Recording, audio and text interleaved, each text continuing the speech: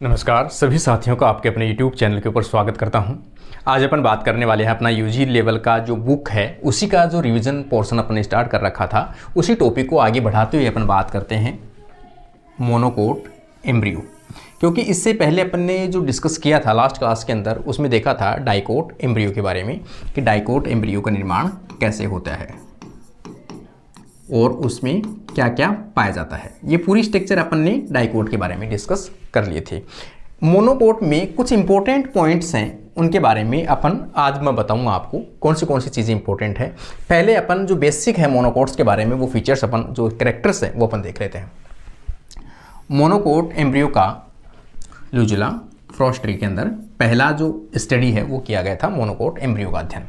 इसमें जब जाइगोट बनता है फर्टिलाइजेशन के बाद में, तो उसमें पहला जो डिवीजन होता है वो कौन सा होता है, ट्रांसवर्स डिवीजन होता है या हॉरिजॉन्टल होता है, जिसमें दो प्रकार की सेल बनती है। यहाँ तक सेम ही है, ठीक है ना। ये आपका जाइगोट है और यहाँ से पहला जो विभाजन होगा वो हॉरिजॉन्टल होगा, तो दो प्रकार की सेल बनेगी। नीचे वाली को अपन क्या कहेंगे, यहाँ सेल बी और ये सेल ए, दो सेल बन गई। आगे अपन देखेंगे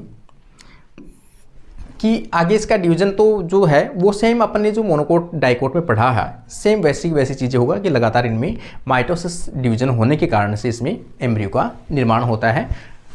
टेट्राड होता है, टेट्राड के बाद में क्वाड्रेड होती है, तो वो जो स्ट्रक्चर्स है वो इनकी बनती रहेगी, मल्टी जो सेलुलर स्ट्रक्चर है। परिपक्व जो एम्ब्रियो है उसके बारे में अपन देखते हैं, उसके कैरेक्टर्स देखते हैं। परिपक्व जो एम्ब्रियो होता है, मेच्योर होता है, उसमें एक पतला बीज पत्र पाया जाता है, ठीक है। डाइकोट के अंदर दो बीज पत्र पाए जाते हैं, जिसे अपन क्या कहते हैं, स्कूटेलम कहते हैं। तो मोनोकोट में जो एक बीज पत्र जैसी संरचना पाई जाती है, पतली सी थिन, उसे क्या कहते हैं, सेकुटेलम कहते हैं, जो एपिकोटाइल से ऊपर की ओर लगा होता है, ठीक है ना। यहाँ पे जब भी आप मोनोकोट का नाम से भी अपन है कि जिसमें किसी भी सीड को, मोनोकोट को जब जर्मिनेट करते हो तो इसमें कुछ इस प्रकार की एक संरचना निकलती है, जिसे क्या कहते हैं, सेकुटेलम के नाम से जानते हैं। यदि डाइकोट अगर होगा और यहाँ पर आप इसको जर्मिनेट करोगे तो फर्स्ट टाइम दो जो लीफ है वो निकलती है, दो कोटिलिडन्स निकलते हैं, यहाँ पर सिंगल कोटिलिडन्स निकलता है। तो ये एपिकोटाइल के ऊपर वाला भाग होता है, तो वह भाग एपिकोटाइल के ऊपर वाला होता है जहाँ से क्या लगे होते हैं, कोटिलिडन्स लगे होते हैं। ये वाला जो भाग होता है वो क्या कहलाता है, एपिकोटाइल कहलाता है। इसके ऊपरी जो भाग है एपिकोटाइल और नीचे वाले भाग को क्या कहते हैं, हाइपोकोटाइल के नाम से जानते हैं। डाइकोट एम्ब्रियो से थोड़ा सा इसमें जो है वो डिफरेंस आपको देखने को मिलेगा। यहाँ पे होगी हाइपोकोटाइल, जो नीचे वाला भाग है उसको बोल रहे हैं अपन, उसके नीचे वाले जो भाग है उसके ऊपर एक आवरण पाया जाता है, उसे अपन क्या कहते हैं, कोलियोराइजा कहते हैं। कोलियोराइजा मतलब जो एम्ब्रियो का अपन बात करते हैं, एम्ब्रियो की जो एक्सिस की बात करते हैं, यहाँ पर ये वाली भाग करते हैं, ऊपर वाला जो भाग होता है उसे क्या बोलते हैं अपन, प्ल्यूमूल बोलते हैं, और नीचे वाले भाग को क्या बोलते हैं, रेडिकल बोलते हैं। दो चीजें हो गई। जो प्ल्यूमूल है इसको भी एक आवरण के द्वारा ढका हुआ रहता है, यहाँ पर एक आवरण पतली सी एक झिल्ली के द्वारा ढका हुआ रहता है, कोलियोप्टाइल कहते हैं।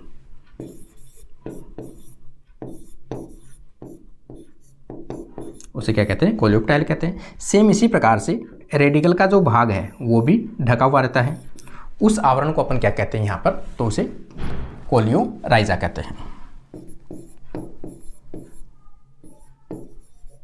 उसे क्या कहते हैं, कोलियोराइजा कहते हैं। तो यहाँ पर अपन बात कर रहे हैं जो मूलांकुर चोल है या फिर रेडिकल का जो आवरण होता है उसे क्या कहते हैं, कोलियोराइजा कहते हैं। जबकि जो प्ल्यूमूल है या शीर्ष वाला जो भाग होता है उसका जो आवरण होता है उसे अपन क्या कहते हैं, यहाँ पर कोलियोप्टाइल कहा जाता है। तो ऊपर वाला जो भाग है वो तो कोलियोप्टाइल और नीचे वाला भाग है वो कोलियोराइजा कहा जाता है। अब इसका जो देखो बड़ी विशेषता जो है कि मोनोकोट का जो एंडोस्पर्म होता है, मोनोकोट में एंडोस्पर्म जो है वो शेष रह जाता है, ठीक है। मोनोकोट में एंडोस्पर्म जो है वो क्या रहता है, शेष रहता है,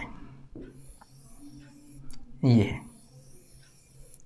तो ये जो एंडोस्पर्म है जिसके अंदर यहाँ पर अपन एक कह सकते हैं एम्ब्रियो जो है वो कॉर्नर के अंदर प्रेजेंट होता है, ये वाला जो भाग होता है ये एम्ब्रियो है, और यहाँ पर एंडोस्पर्म है ये चारों तरफ, और ये इसका न्यूसेलस भाग है, और ये एंडोस्पर्म है, एंडो एंडोस्पर्म।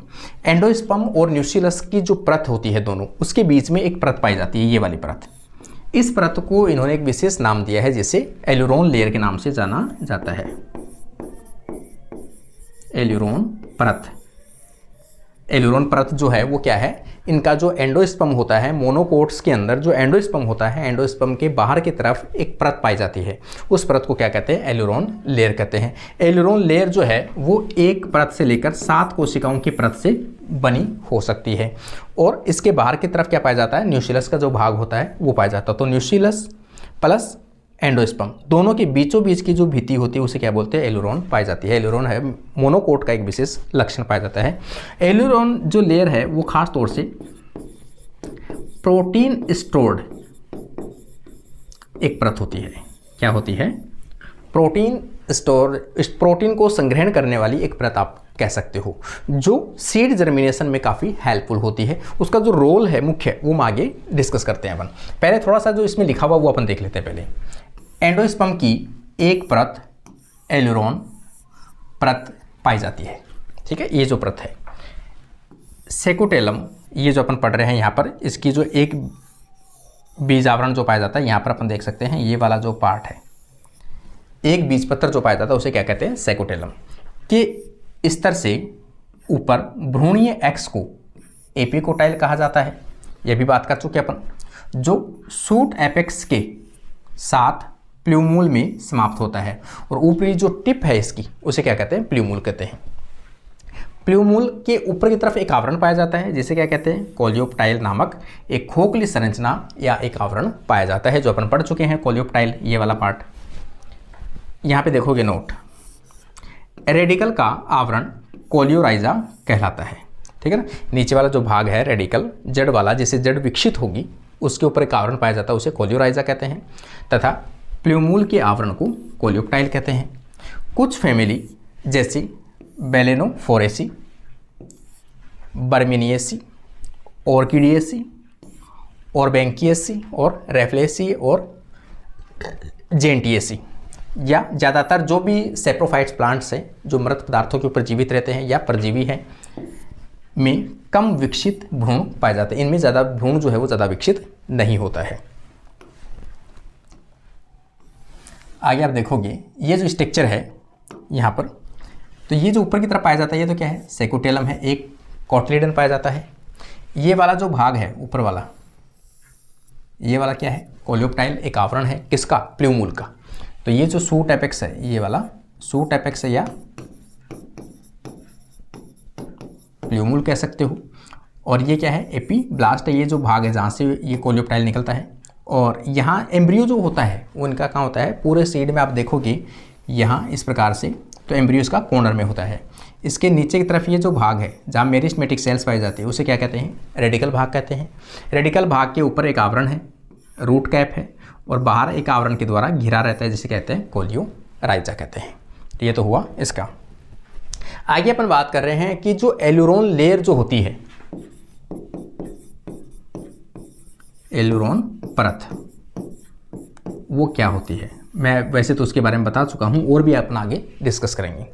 एलुरोन परत बड़ी संघन कोशिकाओं से बनी एक परत होती है जो प्रोटीन से भरपूर होती है। इनमें प्रोटीन का कंटेंट है वो ज़्यादा देखने को मिलता है। यह लेयर 1 से 7 कोशिकाओं इतनी मोटी देखने को मिलती है, जो मोस्टली अनाज के किनारों या सामने की अपेक्षा पीछे की ओर अधिक देखने को मिलती है। एलुरोन परत एक अर्धपारगम्य झिल्ली के रूप में कार्य करती है, जो भ्रूणपोष मतलब एंडोस्पर्म के अंदर और बाहर बड़े अणुओं के प्रवाह को नियंत्रण करती है, रेगुलेट करती है। एलुरोन परत एंडोस्पर्म और न्यूक्लियस बीजांडकाय, ठीक है ना, एंडोस्पर्म और न्यूक्लियस के बीच के भाग में स्थित होती है, के एपिडर्मिस के बीच स्थित होती है। एलुरोन कोशिकाओं में प्रोटीन की बॉडीज पाई जाती है, छोटे छोटे प्रोटीन के कण पाए जाते हैं, उसे क्या कहते हैं, प्रोटीन बॉडीज कहते हैं। इन्हें एलुरोन कण के नाम से जाना जाता है। ये प्रोटीन, लिपिड, सुक्रोज और ओलिगोसेकेराइड का स्टोरेज क्षेत्र होता है, ठीक है। एलुरोन लेयर में जो मुख्य कंटेंट है वो ये होता है। अब अपन बात करते हैं एलुरोन लेयर के बारे में कुछ विशेष इंपॉर्टेंट्स।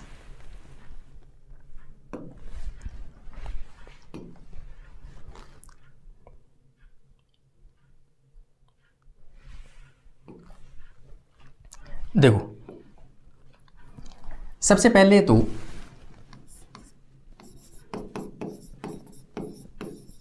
एल्यूरोन लेयर का रोल, इसका मुख्य रोल जो है वो क्या होता है कि ये कहाँ कहाँ काम आ सकती है।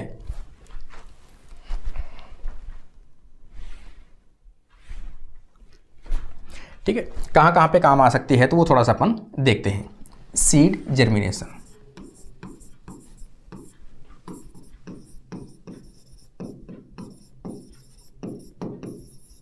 सीड जर्मिनेशन के अंदर मुख्य जो इसका रोल है वो पाया जाता है बीज अंकुरण में। तो सबसे पहले जैसे मान लो यहां पर अपन देखेंगे, ये क्या है, सीड है। ठीक है, पूरा सीड के अंदर आप देखोगे तो यहां पर एक परत है, ये वाली परत,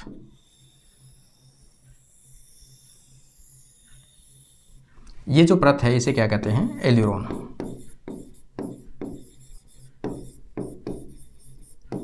एल्यूरोन लेयर कहा जाता है। ये वाला जो बाहर वाला भाग है उसे अपन क्या कहते हैं, ये न्यूक्लियस वाला भाग हो गया। इसके अंदर की तरफ आप देखोगे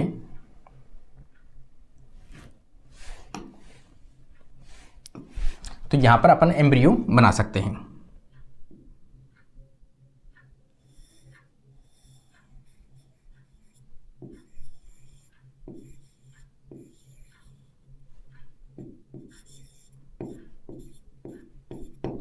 ये क्या है, एम्ब्रियो है।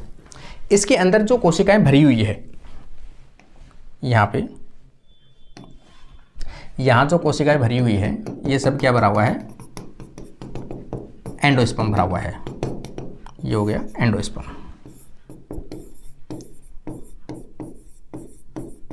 ये हो गया एंडोस्पर्म। इसका मतलब एंडोस्पर्म को स्टोरेज इन्होंने कर रखा है। बाहर की तरफ न्यूक्लियस की परत पाई जाती है, ये एम्ब्रियो है, ये एल्यूरोन परत है। अब सबसे पहले जब जर्मिनेशन की बात आती है तो कौन सी स्टेप्स होती है। सबसे पहले वाटर प्लस सीड। सीड किसके कांटेक्ट में आता है, वाटर के कंटेंट में आता है, मतलब कांटेक्ट में आता है।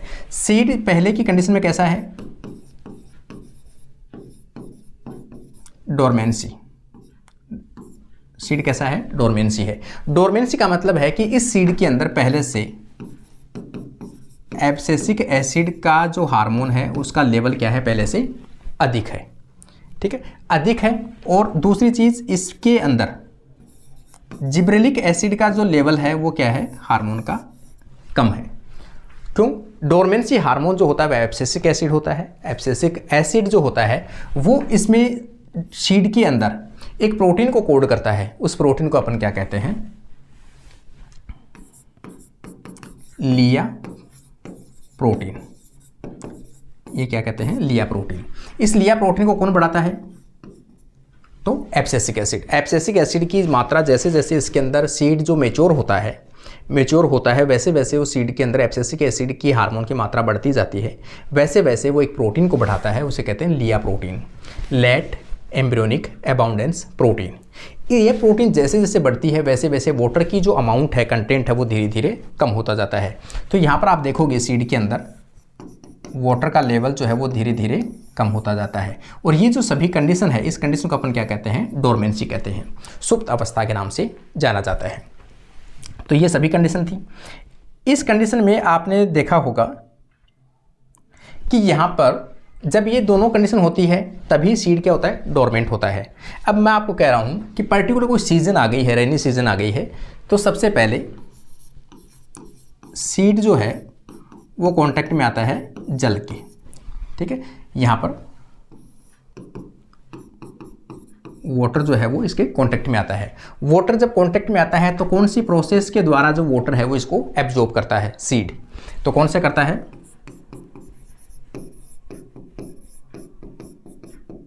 इम्बिबिशन। सीड जर्मिनेशन के दौरान जो वाटर एब्जॉर्ब होता है, एब्जॉर्ब ना बोलकर उसे अपन क्या बोलते हैं, एडजॉर्ब बोलते हैं, एडजॉर्ब्ड। और वो प्रोसेस क्या कहलाती है, इम्बिबिशन कहलाती है। और इम्बिबिशन के थ्रू वाटर जो है वो सबसे पहले सीड के द्वारा एब्जॉर्ब किया जाता है। ये जो वाटर है, जैसे जैसे वाटर की अमाउंट इसमें बढ़ती है, जैसे जैसे मान लो कि कोई भी कंटेंट है, आपने एक बिकर ले रखा है, इस बिकर के अंदर मैं कह रहा हूँ आपको भाई 100 ml पानी है और उसके अंदर आपने 50 ग्राम आपने कोई भी साल्ट डाल रखा है, ये 50 है। अब आप इसके अंदर 500 ml वाटर डाल दो, 500 ml, तो ये क्या हो जाएगा, साल्ट इसके अंदर डाइल्यूट हो जाएगा, मतलब साल्ट की मात्रा कम होती जाएगी और पानी की मात्रा बढ़ती जाएगी। सेम इसी प्रकार से जैसे जैसे वाटर इसमें प्रवेश करता है, वाटर जैसे जैसे प्रवेश करेगा वैसे वैसे एब्सिसिक एसिड क्या हो जाएगा, यहाँ पर डाइल्यूट, ये क्या हो जाएगा, डाइल्यूट। एब्सिसिक एसिड की मात्रा हमेशा घटती जाती है, जैसे जैसे वाटर बढ़ेगा वैसे वैसे एब्सिसिक एसिड की मात्रा कम होती जाएगी। जैसे जैसे इसका मात्रा का प्रभाव कम होगा वैसे वैसे वाटर जो है वो कहाँ पहुँच जाएगा, तो ये एम्ब्रियो तक पहुँच जाएगा। ये क्या है, एम्ब्रियो। वाटर कहाँ पे पहुँचा, एम्ब्रियो के पास। एम्ब्रियो की जो सेल्स है वो वाटर को ग्रहण करके क्या हुआ, एक्टिवेट। एम्ब्रियो एक्टिवेट हुआ। एम्ब्रियो जैसे ही एक्टिवेट होता है तो इसके जो जीन है वो एक्सप्रेस होते हैं। कौन से जीन, जिब्रेलिक एसिड वाले, जिब्रेलिक एसिड जीन एक्टिवेटेड, ये जीन एक्सप्रेस हुए और एम्ब्रियो के द्वारा क्या बनाया गया, जिब्रेलिक एसिड हार्मोन बनाया गया। जिब्रेलिक एसिड का हार्मोन का लेवल बढ़ता जा रहा है लगातार, और इधर बदले में जो एब्सिसिक एसिड है इसका लेवल क्या हो रहा है, लगातार कम हो रहा है। तो जो डोरमेंसी की स्टेज थी उसके जस्ट ऑपोजिट चल रहा है। अब डोरमेंसी स्टेज में क्या था, एब्सिसिक एसिड की मात्रा ज़्यादा थी, जिब्रेलिक एसिड की मात्रा कम हो गई थी। अभी उल्टा हो गया है, अब जिब्रेलिक एसिड की मात्रा लगातार बढ़ती जा रही है, एब्सिसिक एसिड की मात्रा कम होती जा रही है। जैसे ही जिब्रेलिक एसिड यहाँ पर बनता है तो जिब्रेलिक एसिड के जो मॉलिक्यूल्स होते हैं वो ट्रांसफ़र होकर कहाँ पहुँचते हैं, यहाँ पर ये जिब्रेलिक एसिड बने, जिब्रेलिक एसिड के जो मॉलिक्यूल है वो पहुँचते हैं अपने रिसेप्टर के पास। इसके रिसेप्टर कहाँ पे हैं, एलुरोन परत में। तो ये अपने एलुरोन के पास में जाएगी, सिग्नल ट्रांसडक्शन,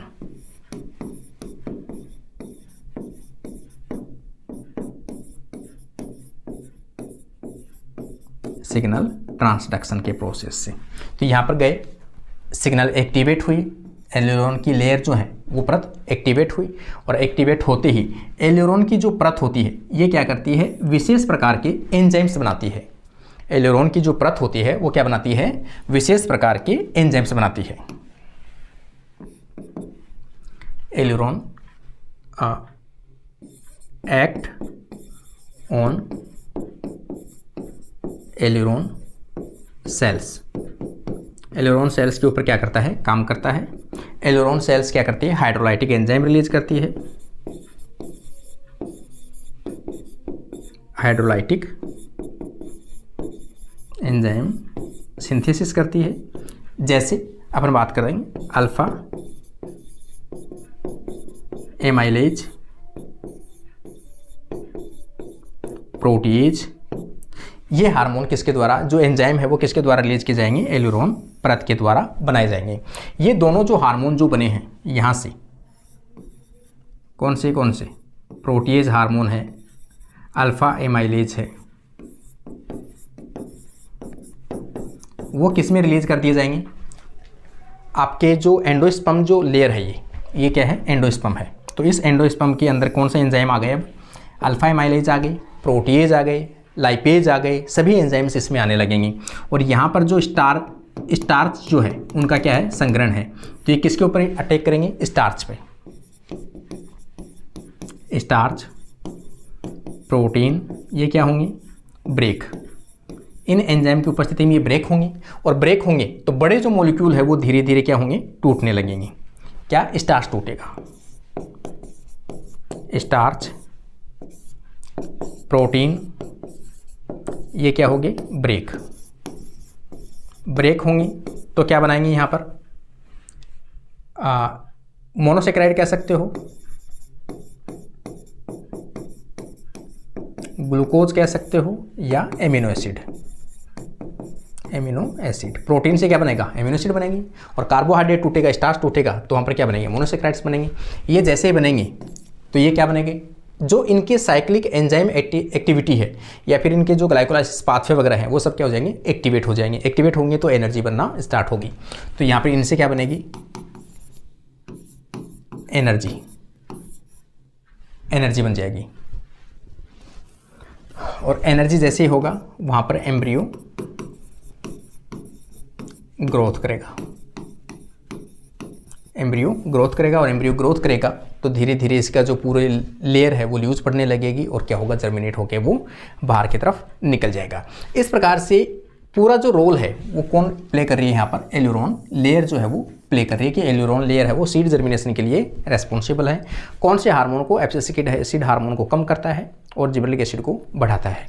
सबसे पहले एम्ब्रियो जो है वो वाटर को एब्जॉर्ब करता है एम्बिबेशन प्रोसेस के द्वारा, और एम्ब्रियो जो है वो जिबरेलिक एसिड को सिंथेसिस करता है। जिबरेलिक एसिड जो है वो एल्यूरोन लेयर के ऊपर अटैक करती है, एल्यूरोन लेयर को एक्टिवेट करके वहाँ से कौन से एंजाइम्स बनाते हैं, अल्फा एमाइलेज और प्रोटीज बनाते हैं। ये किस पे अटैक करते हैं, तो ये जो एंडोस्पर्म है उसके ऊपर अटैक करते हैं। एंडोस्पर्म के जो स्टोरेज प्रोडक्ट हैं उन सबको क्या जाएगा, तोड़ा जाएगा। तोड़ने से क्या बनेंगे, एमिनो एसिड्स और मोनोसेक्राइड्स बनेंगे। ये सभी क्या बनाएंगे, एनर्जी बनाएंगे, और ये एनर्जी किसको मिलेगी, एम्ब्रियो को ग्रोथ करने में सहायक होगी, और एम्ब्रियो लगातार ग्रोथ करेगा। ग्रोथ करने के कारण से सीड है वो जर्मिनेट होकर बाहर की तरफ अपने जो कंपोनेंट है, अपने जो कोटलेडन्स है वो बाहर की तरफ एक्सपोज करता है। इस प्रकार से पूरा जो वर्क है वो किस प्रकार से इसमें होता है वो सभी चीज़ें अपन ने डिस्कस की है। इससे हमेशा से क्वेश्चंस बनते आए हैं। ये मैंने पूरा पोर्शन इसलिए पढ़ाने का अपना जो था कि हमेशा से कोई भी कॉम्पिटिटिव एग्जाम में आप बैठते हो बायोलॉजी से, तो हमेशा से एल्यूरोन लेयर से, अल्फा एमाइलेज से, जिब्रेलिक एसिड से, एब्सिसिक एसिड से, सीड जर्मिनेशन से क्या इनका रोल है, सभी चीज़ों के बारे में पूछा जाता है। तो उम्मीद करता हूँ आप लोगों को पसंद आया होगा। तो आप लोगों को जैसा भी लगा आप लोग रेस्पॉन्स जरूर देके जाए। आज के लिए अपनी क्लास यहीं पर समाप्त करता हूँ। Thank you.